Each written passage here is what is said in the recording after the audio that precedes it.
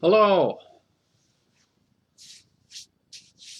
Apparently honey doesn't mix with milk very well. I just discovered that. But I drank it anyway. Whatever. Hello. We're gonna read some Job, I think. I don't really remember where we were. I think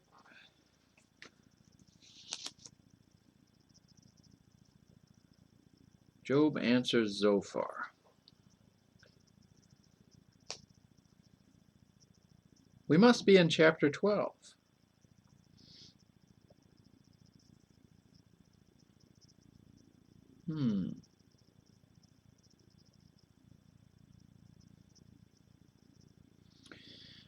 Anyway, this week,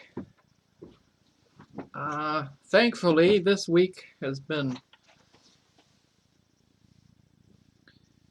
still hard work and everything, but thankfully we've survived, and it's looking like things are going to come back to normal, hopefully.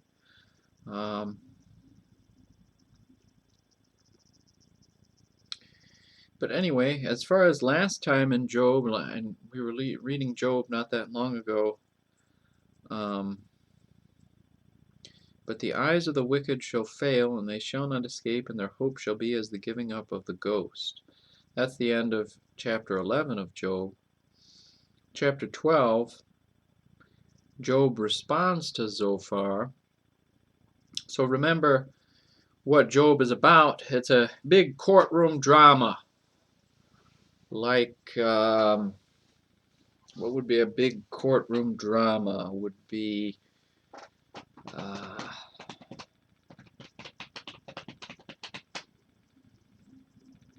can't think of the name of it. It was a movie with Samuel Jackson and Mahay and Sandra Bullock. Is it like Absolute Justice or something? I don't know. It was putting Samuel Jackson on trial for murdering two rapist murderers. You know, if I was on that jury, I would have said, not guilty. If you murder and rape a child, you should be shot on sight. You should be, well, never mind. But anyway. So the trial, then they try to convict Samuel Jackson of murder, but really Samuel Jackson was just doing what should have been done anyway to those rapists. But the justice system is so screwed up, those two freaks were going to get off on some kind of technicality or something. So it's a big courtroom drama is what I'm getting at. Sandra Bullock, one of the most beautiful women ever, you know, she's there. So but anyway, courtroom drama, that's what Job is about. But instead of all that, you know, that stuff, this is a courtroom scene where you've got Job. I guess you're putting God on trial, really. You're asking the question about Job, or Job is asking the question, why is this happening to me, right? Job begins with his house being crushed, all of his money taken away, all his wealth, his animals,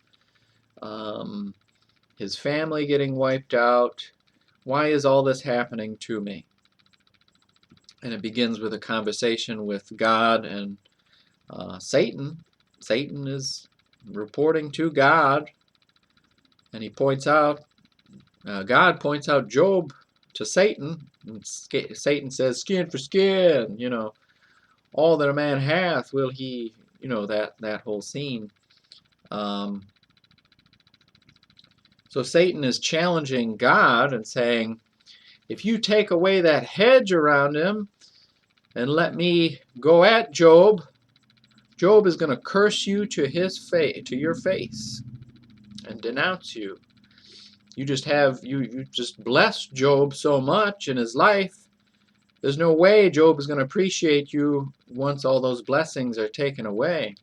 So it's a challenge, you know. And God said, all right, let's test it. Let's see what happens here. I'm going to let you do that, but you don't get to kill him. Allows Satan to put boils on him, and just Job is in agony right now as this whole thing is going on. And then you have these friends come up to Job, and they're pointing out, Job, the reason why you're suffering is because your sin, or it's because this thing happened, or because good never suffers in life, right? Good people never have any problems. Never! Are you sure? Have you worked a day in retail?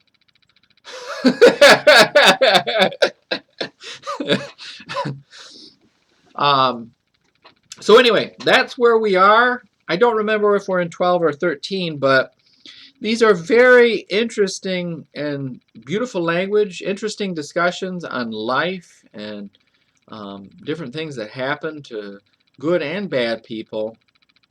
But you have the one side of the trial asking the question,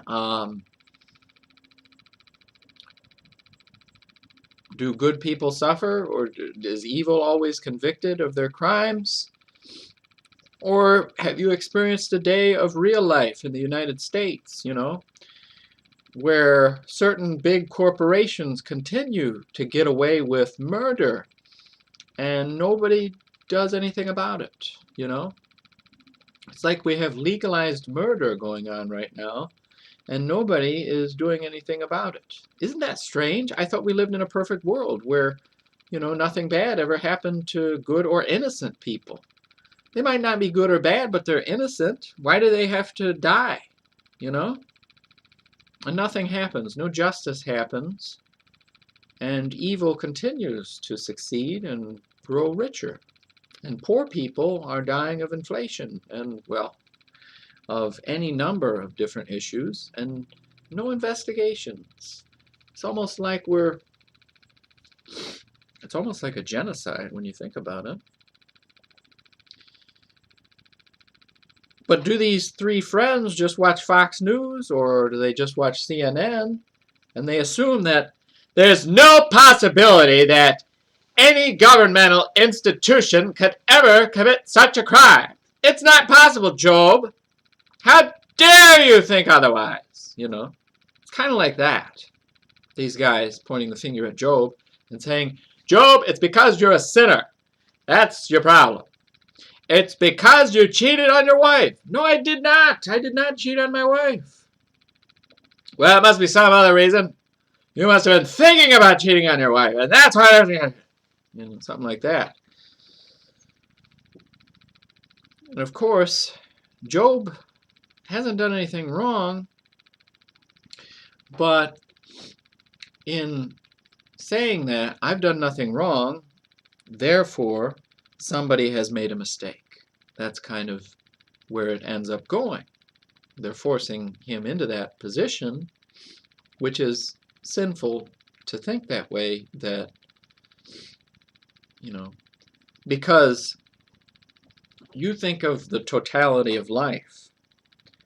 Think about how it's mind-boggling when you think about it, really. And you think of all the different things and all the different factors going on, all the different situations, and you look into the eyes of another human being, and it's almost too much when you think about it. And can I assume anything about what God is planning or doing? You know, you see his handiwork going on. You know, you see little bits and pieces of how amazing he is, but do you really grasp the bigger plan? And maybe your suffering right now has some bigger lesson behind it.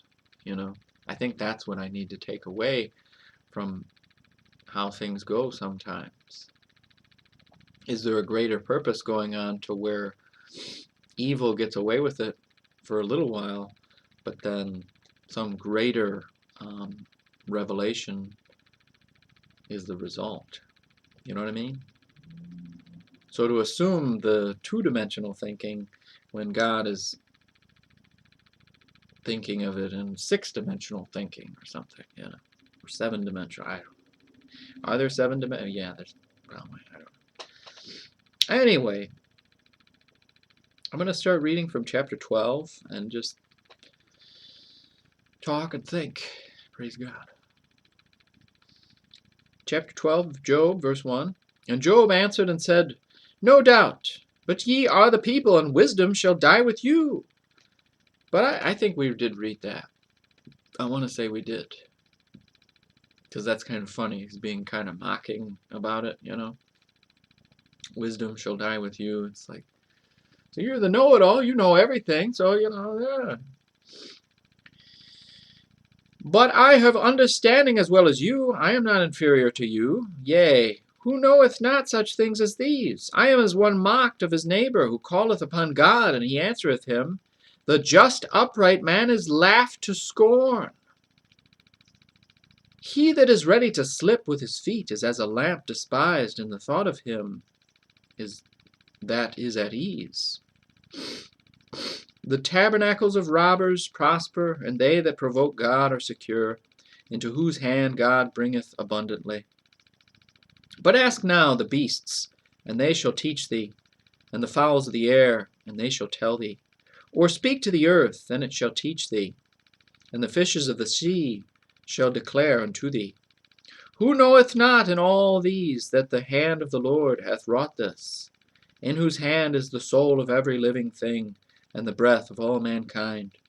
Doth not the ear try words, and the mouth taste his meat? With the ancient is wisdom, and in length of days understanding. With him is wisdom and strength, he hath counsel and understanding. Behold, he breaketh down, and it cannot be built again. He shutteth up a man, and there can be no opening.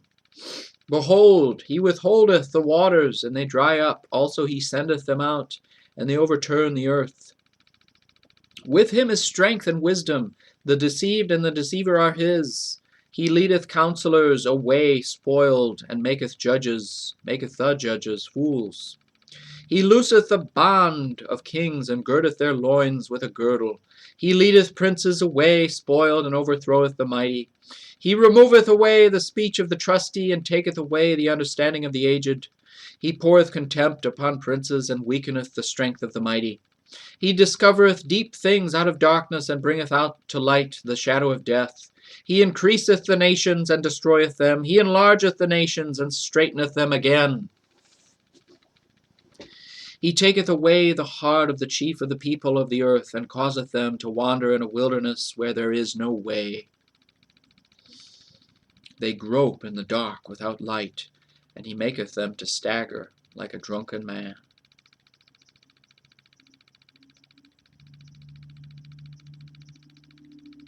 You know what that reminds me of? That description there? 23, 24, 25. The head of gold.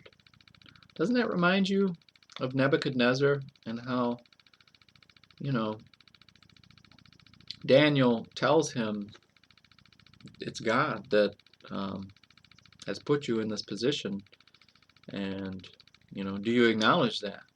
And he doesn't, of course, initially. But then when he comes back from, God makes him insane for a time period. I'm not sure if that's 7 years or 7 days, or but he basically gets turned into the mindset of an animal for a period of time. And when he snaps out of it, he really acknowledges God. Because, I mean, isn't that what he did to him? He caused him to wander in the wilderness where there is no, you know, he became an animal for a certain period of time. And he's basically a drunk man just wandering around out there. Maybe he turned him into a Sasquatch. Maybe that's where the Sasquatch mentality comes from.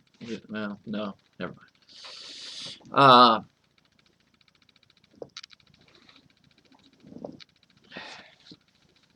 And what is that saying? Nebuchadnezzar was the most powerful man in that time period, really. He's the head of gold. And instead of him being a pompous jerk and thinking he can do whatever he wants and he is the great, I created this kingdom, this was all me, that I did this, prideful. Instead of that, God shrinks him down to an animal. And then he comes out of it and he recognizes, I am nothing, and the God of Daniel is God. And we need to conform to him. I think Nebuchadnezzar, from what is written there, sounds like he got it, We might see him in heaven. I don't know. But so what is that saying? What was I saying earlier about different factors and how things can play out? That's kind of the same idea. Do we really begin to understand, or can God just smack me down to nothing? Because really, am I really something? Like my chiropractor, he has his point about, he was complaining to me about Amazing Grace, the song, and he didn't like the lyrics of it. And when I think about that section with Nebuchadnezzar, I think to myself, a wretch like me, yes and no, Should I really be prideful about anything in me? Or if there is anything good in me, does it come from God anyway? And it's his to use as he will. But there is that spark, that creative spark that God made. But it's his anyway. It's all his. I am his. And everything I have is on loan. And it's going to return to him anyway. And so should I really be prideful about how good I am or how many good deeds I do? And that's where I kind of disagree with my chiropractor. He's an amazing man, amazing what he does and how he's helped me and my family. And but at the same time, he's kind of can be prideful at times, a little too far. I think that stems from he deals with a lot of nuns, so I think there's some Catholicism in his thinking, which, that stems from a work salvation. You got to do more to get more in heaven and to achieve more and all this loophole stuff, thinking that I can do more, I can be better, I can be the best because I am the best. I'm Top Gun Maverick. I'm Tom Cruise. I could do this. I'm superior, blah, blah, blah. That. I mean, that's kind of what that movie is about. Great movie, and I'm not making fun of you, Tom. I'm just saying that that's kind of the mentality that you can make the mistake of jumping into, and I think that's where these guys are mistaken, or at least partially.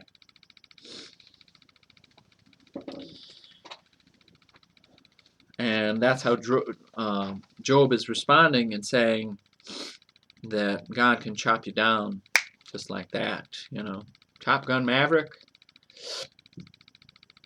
What if he had a drunk driver just smash into you, Maverick, while you're driving that motorcycle? Bam! Your legs are broken. Dang. Can't fly that plane now. It could just humble you just like that. And how would you prevent that? Well, Tom Cruise is too quick for you. He just dodged that car, just like that. Well, I don't know. You've seen some of these drivers, man? I'm in God's hands. he takes me that way, you know, it's fine. But it's just so many factors out there. Well, if you're a Top Gun, though, you should be able to react quick enough to prevent it. If you're Top Gun, but you're not. You're an inferior little boy. So, chapter 13. Job's answer to Zophar continued. Verse 1. Lo, mine eye hath seen all this. Mine ear hath heard and understood it. What ye know, the same do I know also. I am not inferior unto you. Surely I would speak to the Almighty, and I desire to reason with God. But ye are forgers of lies, ye are all physicians of no value. That 3 there. Think about it. Can I really reason or haggle or debate with God or, come up and justify myself or, be on equal footing with God? He's God. He made it all. He made me. He constructed me for some reason, How do I even begin to understand him and to be on any equal footing with him? It's just not. When you say it out loud, it's like it's not possible. You know why? Because he's hinting at I need an intermediary, somebody to take my place to justify me before God. That's Jesus Christ. He's your advocate. Or an advocate is also a lawyer. It's another legal term, why this is a courtroom drama. That's what he's hinting at there. But ye are forgers of lies, ye are all physicians of no value. That sounds familiar today. Oh, that ye would altogether hold your peace, and it should be your wisdom. Hear now my reasoning. Hear now my reasoning, and hearken to the pleadings of my lips. Will ye speak wickedly for God, and talk deceitfully for him? That's right. At the end of this presentation, at the end of this courtroom scene, God says that, actually, that you guys have no idea what I am. Job gets it. You guys don't. You guys stink. I'm going to have Job pray for you idiots, and goodbye.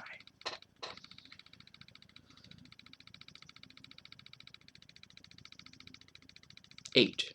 Will ye accept his person? Will ye contend for God?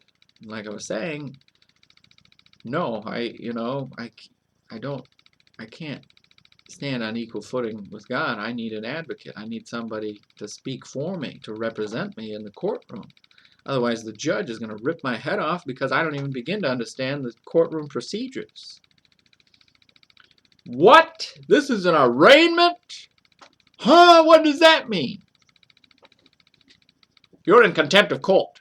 Get out.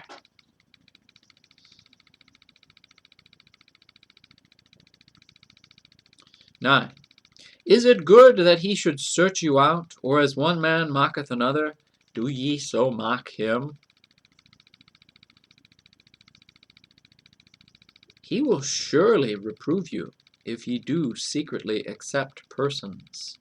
Shall not his excellency make you afraid, and his dread fall upon you? Your remembrances are like unto ashes, your bodies to bodies of clay. That's right, that's all we are, is dust. And my like I said, my chiropractor was, I don't like that verse, a wretch like me. Amazing grace, how sweet the sound that saved a wretch like me. I once was lost, and now am found. Was blind, but now I see.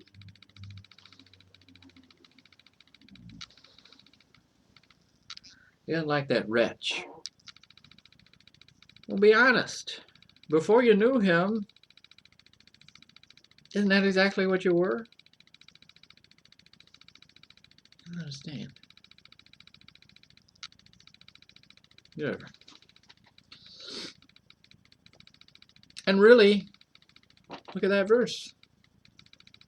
Clay. It's all yours. Clay. Incredible. So why do you have such a pride?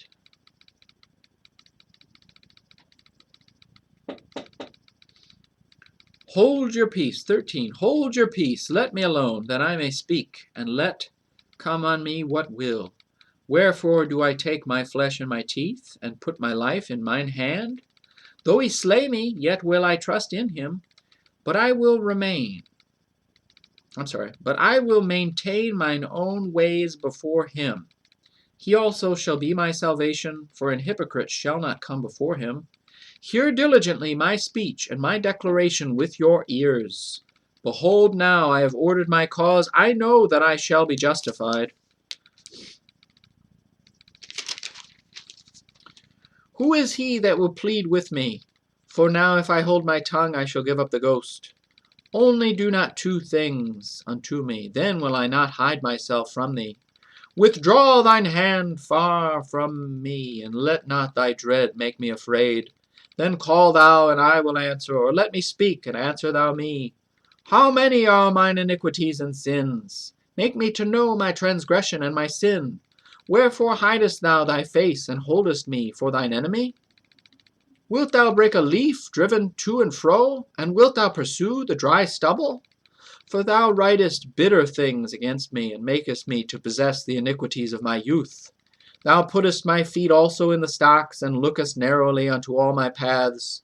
Thou settest a print upon the heels of my feet, and he as a rotten thing consumeth as a garment that is moth-eaten.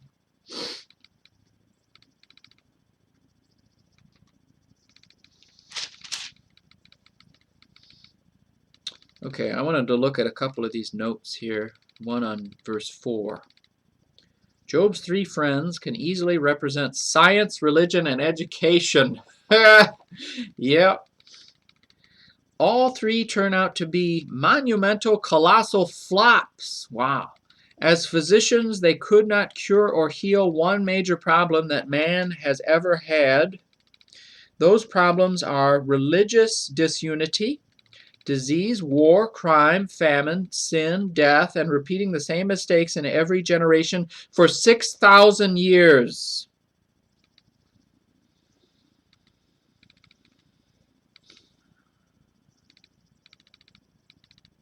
Okay, there's another on verse 15 there. Though he slay me, yet will I trust in him, but I will maintain mine own ways before him. Okay.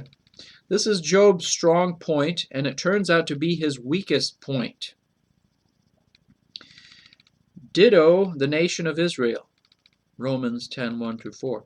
If you want to read an accurate and yet horrifying explanation for verse 15, read what the Jewish survivors of the Holocaust said about their own ability to survive it without God's grace or help. Israel, a Deadly Piece of Dirt, Bible Baptist Bookstore, 2001, pages 216 and 374 through 375. They will justify themselves until Moses and Elijah show up. Revelation 11:3-4. And then they will again be in the book of Job, ending up at the second coming of Jesus Christ.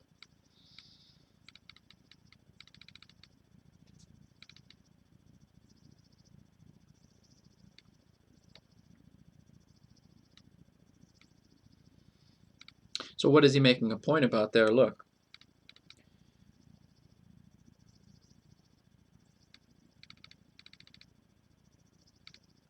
Their own ability to survive it without God's grace or help. And then you have another discussion to be had there, which I probably couldn't have that discussion on this platform, but think about every angle there to that discussion and argument. You know, and it's a sensitive topic, and if you attempt to discuss it at all, you're immediately labeled anti-Semitic and all that. So I won't even bother. But just ask that question, you know. I think bottom line, he's not done with Israel. And the church hasn't replaced the Jewish people. I think that's nonsense. If I know somebody who's trying to argue that point, but as far as the Jewish people and what he promised Abraham, I don't think that's going to be done with, right? And it says here, right, they will justify themselves until Moses and Elijah show up. And that's the two witnesses, Revelation 11:3-4, and then they will again be in the book of Job, ending up at the second coming of Jesus Christ. And when that comes, then they're going to be on the same page, right? But for right now, have they really fulfilled? Hasn't been fulfilled yet, and I think that's still to come, right? Ghost, archaic English used of a spiritual image of a spirit. Since angels are spirits, you will find this matter discussed in Acts 12:15. See also in Matthew 14:26.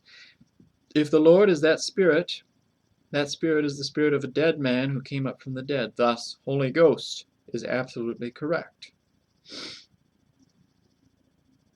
The print upon his heels was made by worms. Job 7:5, 17:14, Isaiah 51:8. A print indicates something living, gnawing away at Job, hence verse 28. And as a rotten thing consumeth, as a garment that is moth-eaten. Wow. There's so much there, right? It's just incredible. Well, we'll continue next week. I'll mark it here. What did I mark over here? What is this? I was in John. Wow. Actually, I should take that with me, but I won't.